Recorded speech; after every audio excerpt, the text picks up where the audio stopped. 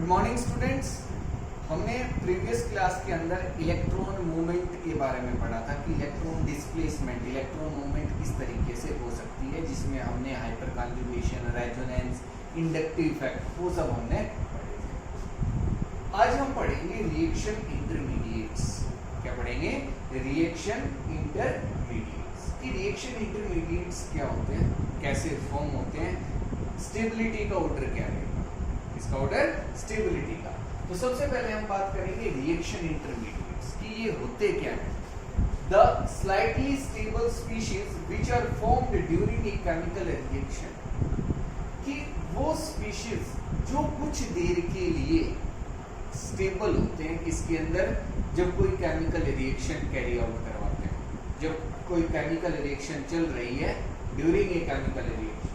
ठीक है, सपोज करो कि ए से हम प्रोडक्ट बना रहे हैं बी, और इसके अंदर कोई ऐसा सब्सटेंस बीच में फॉर्म हुआ एक्स जो क्या है, स्लाइटली स्टेबल है।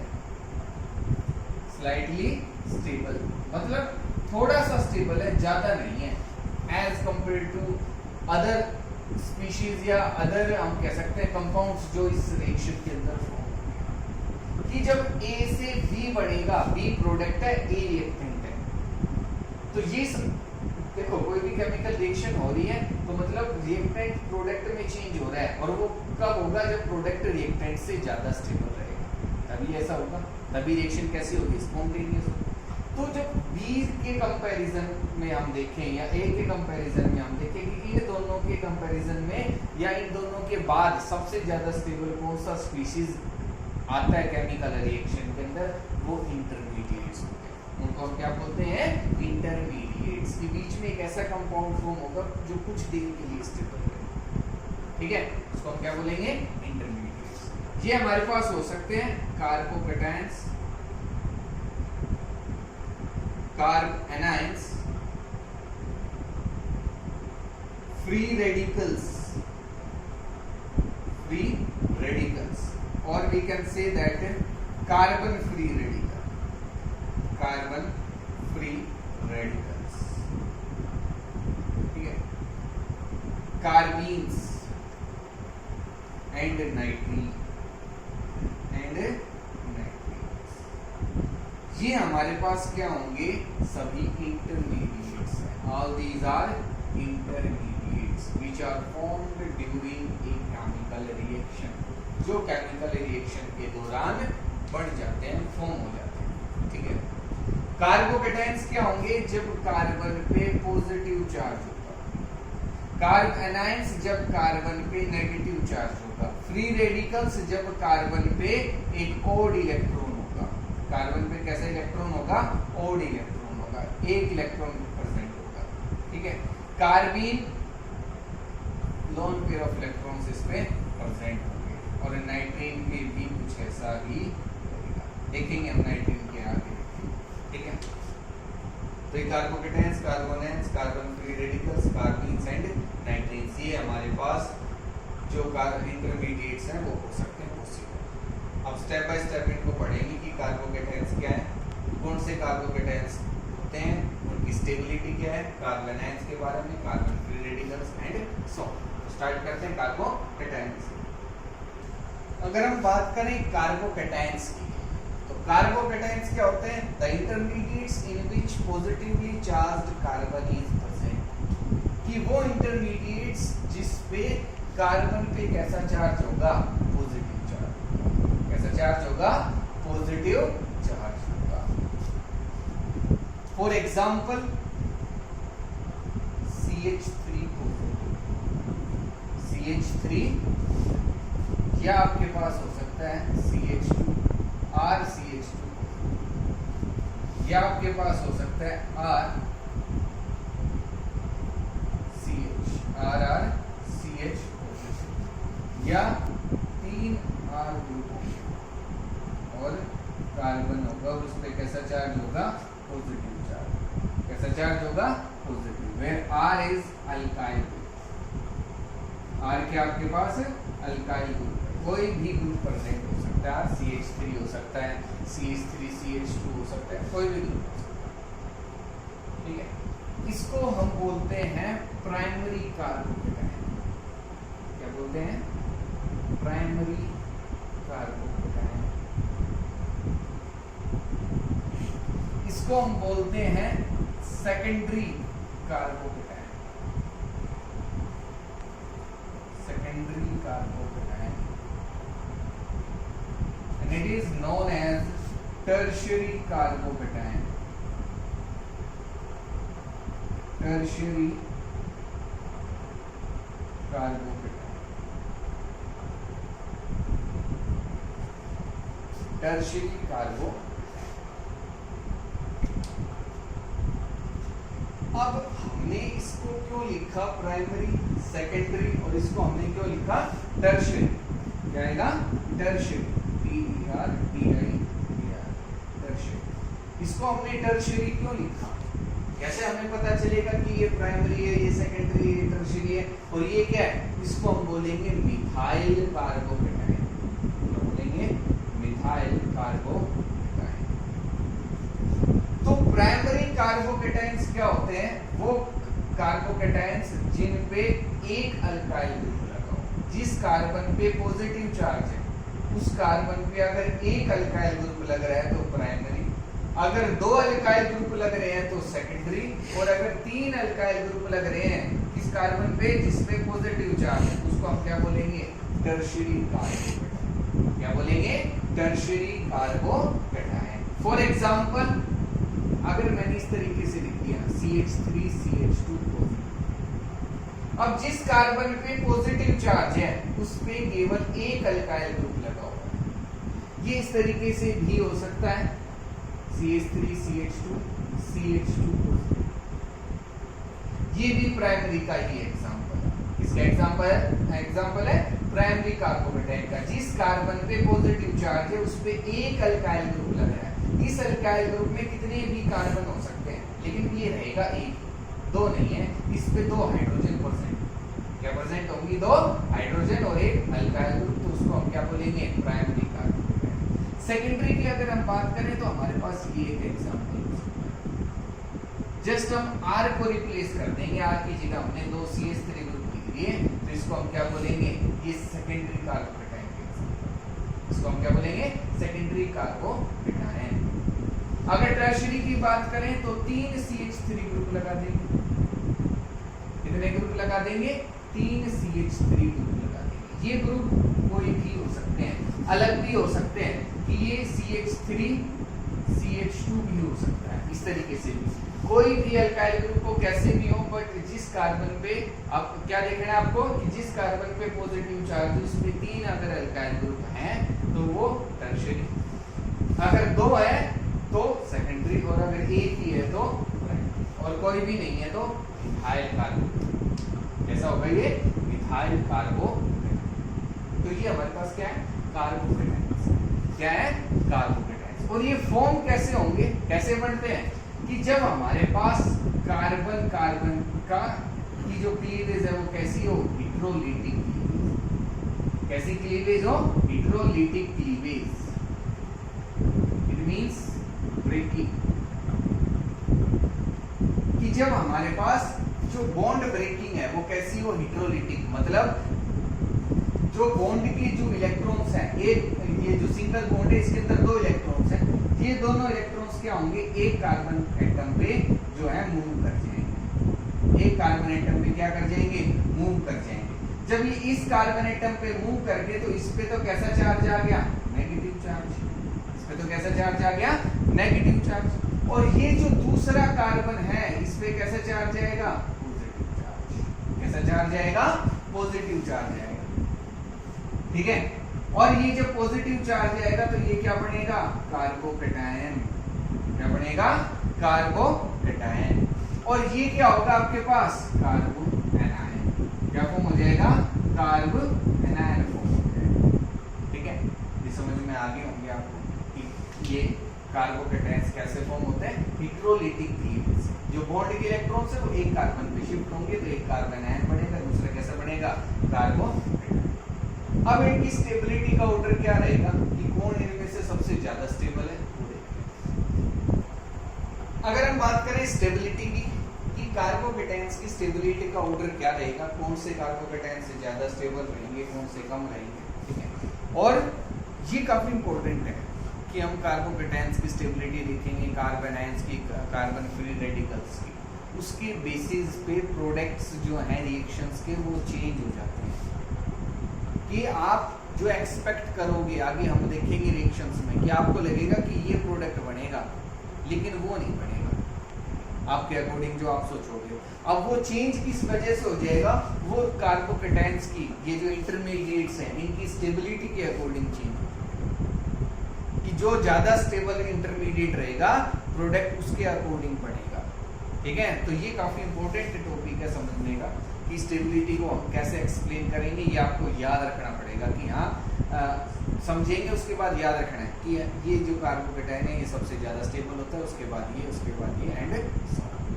तो अब देखते हैं कार्बोकेटायंस की स्टेबिलिटी और इनको हम दो इफेक्ट के बेसिस पे एक्सप्लेन कर देंगे, inductive effect and hyper conjugation. Inductive effect and hyper conjugation, ये जो आपके पास चेन कंपाउंड्स हैं जो उनके अंदर हम आसानी से दो इफेक्ट के बेसिस पे एक्सप्लेन कर देंगे, ठीक है। कैसे करेंगे, तो सबसे पहले हम देखेंगे इंडक्टिव इफेक्ट के बेसिस। इसके बेसिस पे इंडक्टिव इफेक्ट के बेसिस। तो मेरे पास जो कार्बोकेटायंस है वो हो सकते हैं फॉर एग्जांपल CH3 पॉजिटिव, ठीक है। दूसरा हो सकता है RCH2, next RCH positive and last one is triple R। तीन अल्काइल ग्रुप है और कार्बन पे कैसा चार्ज है, ये आपके पास प्राइमरी कार्बोकेटायन है, ये सेकेंडरी है और ये कैसा है टर्शियरी। अब देखो स्टेबिलिटी की अगर हम बात करें, सभी कार्बन पे कैसा चार्ज है, पॉजिटिव चार्ज। सभी कार्बन पे कैसा चार्ज है, पॉजिटिव चार्ज है। तो कोई भी न्यूक्लियोफाइल, न्यूक्लियस लविंग स्पीशीज, मतलब जो पॉजिटिव चार्ज की तरफ जाएगा, फॉर एग्जांपल OH नेगेटिव, एक एग्जांपल ले रहा हूं सिंपल। अब ये जो OH नेगेटिव है इसके पास तो नेगेटिव चार्ज है, लोन पेयर ऑफ इलेक्ट्रॉन्स है, तो ये कहां अटैक करेगा, पॉजिटिव चार्ज पे अटैक करेगा। कहां अटैक करेगा, पॉजिटिव चार्ज पे अटैक करेगा। तो इसके पास चार्ज है, पॉजिटिव चार्ज अवेलेबल है, तो ये किसी पे भी अटैक कर सकता है। अब ये अटैक कहां करेगा, जहां पॉजिटिव चार्ज इसको सबसे ज्यादा मिलेगा, जहां पॉजिटिव चार्ज इसको सबसे ज्यादा मिलेगा ये वहीं अटैक करेगा। अगर चोर है उसको चोरी करनी है, 4 घर है, एक घर ऐसा जिसमें बहुत ज्यादा पैसे है और में कम है उसके कंपैरिजन में, तो वो क्या सोचेगा कि जिस घर में सबसे ज्यादा पैसे हैं मैं वहीं अटैक करूं, उसी घर चोरी करूं ताकि ज्यादा से ज्यादा पैसे मुझे। तो नेगेटिव चार्ज जो है वो कहां अटैक करेगा, जहां उसको सबसे ज्यादा पॉजिटिव चार्ज मिलेगा उधर ही वो सबसे ज्यादा अट्रैक्ट होगा। तो अब हमें ये देखना है कि इनमें से सबसे ज्यादा पॉजिटिव चार्ज किसके पास है और सबसे कम पॉजिटिव चार्ज किसके पास है। अब जिसके पास पॉजिटिव चार्ज सबसे कम होगा वो सबसे ज्यादा स्टेबल रहेगा, उस पर तो अटैक होगा ही नहीं। लेकिन जिसके पास पॉजिटिव चार्ज सबसे ज्यादा परसेंट है, पॉजिटिव चार्ज जिसके पास सबसे ज्यादा है, ये तो उसी पे अटैक करेगा, तो उसकी स्टेबिलिटी कहाँ रह गई, वो तो स्टेबल नहीं रहा, उस पे तो अटैक हो गया। तो इस बेसिस पे हम देखेंगे कि इनमें से सबसे ज्यादा स्टेबल कौन सा है और वो हम किससे पता लगाएंगे, कि पॉजिटिव चार्ज डेंसिटी से। क्या देखेंगे हम, positive charge density, positive charge density को हम यहाँ, ठीक है।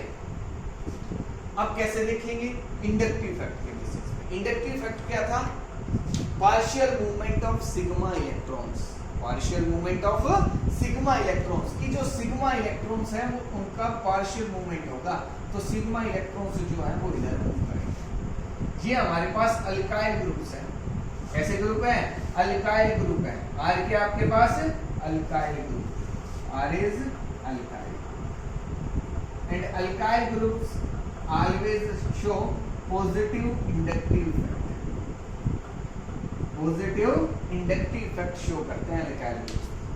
ये आप देख सकते हो पीछे भी इंडक्टिव इफेक्ट में जहाँ हमने लिखा था कि जो अल्काइल ग्रुप्स है वो प्लस आई इफेक्ट शो करते हैं, मतलब इलेक्ट्रॉन्स डोनेट करते, तो ये इलेक्ट्रॉन्स डोनेट करेंगे। अब जब इलेक्ट्रॉन्स मूव करेंगे इस पॉजिटिव चार्ज की तरफ, इस कार्बन की तरफ इलेक्ट्रॉन्स मूव कर रहे हैं। अब कोई भी स्पीशीज है जब वो इलेक्ट्रॉन्स को एक्सेप्ट करता है तो उस पर कैसा चार्ज आता है, नेगेटिव, और कोई अगर डोनेट कर देता है तो उस पर कैसा चार्ज आता है, पॉजिटिव। तो हम यहाँ क्या देख रहे हैं कि ये जो इलेक्ट्रॉन्स है वो मूव कर रहे हैं, इसके पास गए नहीं पूरी तरह, लेकिन स्लाइटली मूव करेंगे इस कार्बन की तरफ, यहाँ भी मूव करके। अब जब मूव करेंगे तो क्या होगा, इस कार्बन पे स्लाइटली नेगेटिव चार्ज, इस पे भी स्लाइटली नेगेटिव चार्ज, इस पे भी कैसा चार्ज, स्लाइटली नेगेटिव, थोड़ा सा नेगेटिव चार्ज रहेगा। लेकिन यहाँ हमें कुछ ऐसा देखने को नहीं मिलेगा, क्यों, क्योंकि इसमें 3 हमारे पास हाइड्रोजन है और hydrogen plus I effect show नहीं करता है। हाइड्रोजन जो है वो प्लस आई इफेक्ट शो नहीं करेगा, लेकिन यहाँ जो आर ग्रुप लग रहा है ये इलेक्ट्रॉन से डोनेट करेगा और इस पे थोड़ा सा नेगेटिव चार्ज है। अब थोड़ा सा नेगेटिव चार्ज आ गया तो वो उस पॉजिटिव चार्ज को क्या कर देगा, कम कर देगा। क्या कर देगा, कम कर देगा। सपोज करो मैं कह रहा हूं इस पे 100 था पॉजिटिव चार्ज, ये समझाने के लिए बता रहा हूं आपको, और जब आर ने इसको इलेक्ट्रॉन दिए, डोनेट की, तो इसका जो नेगेटिव चार्ज है वो -10, जो पॉजिटिव चार्ज है वो -10 कम हो गया, मतलब इस पे -10 नेगेटिव चार्ज आया था, तो इस पे पॉजिटिव चार्ज कितना बच गया, +9। अगर मैं यहाँ देखूं तो मेरे पास 2 ऐसे ग्रुप थे जो इसको इलेक्ट्रॉन दे रहे थे, तो इस पे -20 हम कर देंगे कि स्लाइटली नेगेटिव चार्ज, अब थोड़ा सा चार्ज बढ़ जाएगा, कितना बढ़ गया, -20, तो 80 पॉजिटिव चार्ज कितना रह गया। और यहाँ अगर 3 हैं तो 100 पॉजिटिव चार्ज था, उसमें से -30 मैंने कर दिया, तो यहाँ कितना बच गया, 70। और यहाँ कोई भी ऐसा ग्रुप नहीं है जो इसके पॉजिटिव चार्ज को कम कर रहा है, तो इस पे कितना चार्ज है टोटल, रेडी। तो सबसे ज्यादा चार्ज इस पे है, मिथाइल कार्बोकेटायन, इस पे है मिथाइल कार्बोकेटायन पे। और सबसे कम चार्ज किस पे है, टर्शियरी कार्बोकेटायन, इस पे है टर्शियरी कार्बोकेटायन पे। पॉजिटिव चार्ज की जो डेंसिटी है वो सबसे कम है, इस पे सबसे ज्यादा डेंसिटी, तो अटैक इस पे सबसे जल्दी होगा। ये सबसे कम स्टेबल है, ये सबसे ज्यादा स्टेबल, ये क्या है, सबसे ज्यादा स्टेबल है जो आपके पास टर्शियरी कार्बोकेटायन। तो अगर हम इसके अंदर ऑर्डर लिखते हैं, हम ऑर्डर देखते हैं वैसे प्राइमरी, सेकेंडरी और टर्शियरी का, तो इंडक्टिव इफेक्ट के बेसिस पे हम क्या लिखेंगे, टर्शियरी कार्बोकेटायन, फिर सेकेंडरी और उसके बाद प्राइमरी, और लास्ट में क्या आएगा, मिथाइल कार्बोकेटायन। तो यहाँ क्या हो रहा है, स्टेबिलिटी डिक्रीज, स्टेबिलिटी डिक्रीज हो रही है। और या हम लिख सकते हैं कि पॉजिटिव चार्ज डेंसिटी क्या हो रही है, इंक्रीज, पॉजिटिव चार्ज डेंसिटी क्या हो रही है। तो ये हमने इंडक्टिव इफेक्ट के बेसिस पे देखा कि टर्शियरी कार्बोकेटायन के पास जो पॉजिटिव चार्ज डेंसिटी है वो सबसे कम रहेगी, तो वो सबसे ज्यादा स्टेबल। अब हम पढ़ेंगे हाइपर कंजुगेशन के बेसिस पे कि उसके बेसिस पे सबसे ज्यादा स्टेबल कौन सा रहेगा कार्बोकेटायन, तो उसको और देखते हैं। अगर हम बात करें हाइपर कंजुगेशन के बेसिस पे, इस पे बात करें हाइपर कंजुगेशन, इसको समझेंगे हम। एक सिंपल सा वही एग्जांपल लेते हैं कि कोई चोर है, उसको चोरी करनी है एक घर के अंदर, ठीक है। अब एक घर तो ऐसा है कि जिसमें पैसे एक ही जगह रखे हैं, कि जो भी ज्वेलरी है या कैश है वो सब एक जगह रखा है, वो उसको चेंज नहीं करते उसकी पोजीशन। लेकिन जो दूसरा घर है उसमें क्या है कि उसकी जो पोजीशन है कैश की या जो ज्वेलरी है जो भी है, उसकी पोजीशन है वो एक हम कह सकते हैं कि कंटिन्यूअसली चेंज कर रहे हैं, कि रेगुलर टाइम इंटरवल के बाद, 1 दिन के बाद, 2 दिन के बाद या 1 वीक के बाद वो चेंज कर रहे हैं उसको डेफिनेटली। तो अब चोर के लिए चोरी करना कहाँ आसान रहेगा, पहले में या दूसरे वाले में, डेफिनेटली फर्स्ट में रहेगा। क्यों, क्योंकि उसको पता है कि पैसे एक जगह रखे हैं। लेकिन दूसरे घर में क्या हो रहा है कि उसकी पोजीशन चेंज हो रही है, अब उसके लिए चोरी करना आसान नहीं होगा, तो दूसरा घर क्या हो गया, ज्यादा स्टेबल हो गया, सेफ हो गया। कि उसके अंदर चोरी आसानी से नहीं होगी। तो जिसका कैश एक जगह रखा रहेगा वहां तो आसानी से चोरी हो जाएगी। अब यहीं ऐसा, यहाँ भी ऐसा ही होगा कि अगर कोई न्यूक्लियोफाइल है जिसपे कैसा चार्ज है, नेगेटिव चार्ज है उसके पास अटैक करने के लिए कि चार हमारे पास ऐसे कार्बोकेटायन है, ऐसे कार्बन है जिनपे कैसा चार्ज परसेंट है, पॉजिटिव चार्ज, तो कहीं भी अटैक कर सकते हैं। अब इसके लिए अटैक करना कहाँ आसान होगा, जहां पॉजिटिव चार्ज एक जगह कहाँ रहेगा, एक ही जगह रहेगा, तो वहां आसानी से ये अटैक कर सकते हैं। तो इसमें देखेंगे हम एक जगह कैसे।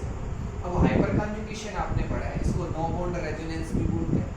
कंप्लीट मूवमेंट होता है किसका, सिग्मा इलेक्ट्रॉन्स का, किसका, सिग्मा इलेक्ट्रॉन्स का। ये मेरे पास प्राइमरी कार्बोकेटायन है, ये सेकेंडरी है और ये क्या है, टर्शियरी। तो अगर मैं प्राइमरी कार्बोकेटायन लेता हूं CH3CH2 पॉजिटिव, CH3CH2 पॉजिटिव, ये प्राइमरी कार्बोकेटायन, तो इसके हाइपर कॉन्जुगेटिंग स्ट्रक्चर्स आप बना सकते हो। ये आपने पढ़ी है, ये आपको आती भी है कि ये जो चार्ज, ये जो कार्बन और हाइड्रोजन की जो इलेक्ट्रॉन्स है वो यहाँ शिफ्ट हो जाएंगे, तो इससे एक हमारे पास स्ट्रक्चर बनेगी कि यहाँ कार्बन, सॉरी CH2, इधर कार्बन और इनके बीच में डबल बॉन्ड, इधर हाइड्रोजन, इधर भी हाइड्रोजन, और यहाँ हाइड्रोजन पे कैसा चार्ज। नेक्स्ट स्ट्रक्चर के अंदर हम क्या देख रहे हैं कि ये जो पॉजिटिव चार्ज है अब वो यहाँ आ गया, और यहाँ हाइड्रोजन, इधर भी हाइड्रोजन, यहाँ कार्बन डबल बॉन्ड CH2। और अगर हम इधर देखें, सॉरी नेक्स्ट स्ट्रक्चर में अगर हम देखें तो इधर क्या आएगा आपके पास, positive charge, hydrogen, hydrogen double bond. तो मैं क्या देख रहा हूँ इसके अंदर कि ये जो पॉजिटिव चार्ज है ये एक जगह स्टेबल नहीं है, ये मूव कर रहा है। सबसे पहले तो ये इस हाइड्रोजन पे गया, उसके बाद ये नेक्स्ट इस हाइड्रोजन पे चला गया और फिर इस पे आ गया, और ये फिर से इधर जाएगा और ये ऐसे मूव करता रहेगा। लेकिन अगर मैं फर्स्ट स्ट्रक्चर की बात करूं, जो मेरे पास मिथाइल कार्बोकेटायन है, क्या है मेरे पास, मिथाइल कार्बोकेटायन, इसके अंदर ऐसा नहीं होगा, no hyperconjugation, no hyperconjugation. अब हाइपर कॉन्जुगेशन क्यों नहीं है, because no alpha hydrogens are, कोई अल्फा हाइड्रोजन इसके पास नहीं है। और हाइपर कॉन्जुगेशन के लिए मस्ट है कि आपके पास क्या होनी चाहिए, अल्फा हाइड्रोजन होनी चाहिए, और अल्फा हाइड्रोजन किस पे प्रेजेंट होते हैं, अल्फा कार्बन पे। तो यहाँ तो कोई अल्फा कार्बन भी नहीं है और ना ही अल्फा हाइड्रोजन, तो इसका जो पॉजिटिव चार्ज है वो तो एक जगह ही है। और इंडक्टिव इफेक्ट के बेसिस पे हमने देखा था कि ये कम भी नहीं हो रहा। तो यहाँ भी हम देख रहे हैं कि हाइपर कॉन्जुगेशन के बेसिस पे ये एक जगह ही प्रेजेंट है, और जब एक जगह ही होगा तो सबसे कम स्टेबल, सबसे कम स्टेबल रहेगा। लेकिन ये जो चार्ज है ये मूव कर रहा है, ये क्या कर रहा है, मूव कर रहा है, एक जगह नहीं है, तो अटैक भी आसानी से नहीं होगा। नेक्स्ट स्ट्रक्चर की अगर हम बात करें तो यहाँ तो हमारे पास 3 हाइपर कॉन्जुगेटिंग स्ट्रक्चर्स हैं, या हमारे पास 6 हाइपर कॉन्जुगेटिंग स्ट्रक्चर्स होंगी, यहाँ 9 होंगी। तो ये पॉजिटिव चार्ज यहाँ तो और ज्यादा मूव करेगा, और जगह मिल गई उसको मूव करने के लिए, तो यहाँ स्टेबिलिटी और भी ज्यादा हो जाएगी। तो हाइपर कॉन्जुगेशन के बेसिस पे भी हम कह सकते हैं कि सबसे ज्यादा स्टेबल कार्बोकेटायन होगा टर्शियरी, फिर सेकेंडरी, और उसके बाद कौन सा होगा, प्राइमरी, और प्राइमरी के बाद आपके पास होगा मिथाइल कार्बोकेटायन। क्या होगा, मिथाइल कार्बोकेटायन। वैसे आपसे जो ऑर्डर आपको जो याद रखना है वो इनका ही रखना है, टर्शियरी का, सेकेंडरी का, प्राइमरी, ये ऑर्डर आएगा किसके अकॉर्डिंग, हाइपर कॉन्जुगेशन के। तो ये आपको समझ में आ गया होगा इंडक्टिव इफेक्ट के बेसिस पे, या हमने देखा हाइपर कॉन्जुगेशन के बेसिस पे सबसे ज्यादा स्टेबिलिटी किसमें होती है, टर्शियरी में, फिर सेकेंडरी में, और फिर किसमें होती है। तो ये ऑर्डर था स्टेबिलिटी का, कार्बोकेटायंस का। समझ में आ गया होगा आई थिंक सभी को। कोई अगर डाउट रहती है तो इसमें जरूर पूछिए आप। नेक्स्ट क्लास के अंदर हम कार्बोनायंस के बारे में पढ़ेंगे कि कार्बोनायंस क्या होते हैं, उनकी स्टेबिलिटी का ऑर्डर, और कार्बन फ्री रेडिकल्स की स्टेबिलिटी का ऑर्डर क्या होगा, क्या होते हैं, कैसे फॉर्म होते हैं, ये सब हम पढ़ेंगे। लेकिन आज जो करवाया है इसको जरूर करना है, अच्छे से करना है। कोई डाउट रहे तो ठीक है। Thank you.